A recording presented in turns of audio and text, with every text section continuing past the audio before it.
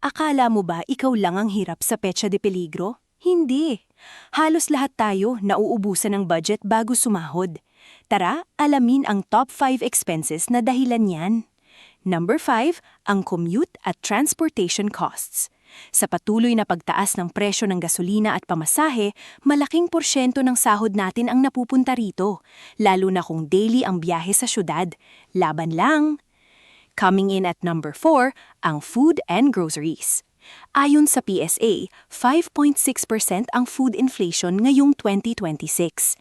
Ang bigas at iba pang pangunahing pagkain napakamahal na, kaya pahirapan talaga ang pagbabudget. Kaya dapat alisto. Number 3, ang utilities, kuryente, tubig at internet. Dahil sa hybrid work setup, tumataas pa rin ang household bills, umaabot ng 3,000 hanggang 5,000 monthly. Ang sakit sa bulsa lalo na pa summer, di ba? Kaya tipid-tipid. At number 2, ang loan payments at debts. Dahil sa dulo-dulo na, marami sa atin ang umiiwas sa petsa de peligro sa personal loans o credit card. Pero ang kapalit, mataas na interes na lalong nagpapahirap. Ingat sa utang. At number 1, ang healthcare expenses, lalo na ang hindi sakop ng HMO. Kahit may benefits, ang biglaang sakit o gamot, malaking gastos pa rin. Sabi nga, health is wealth, kaya priority ang kalusugan. Laban lang!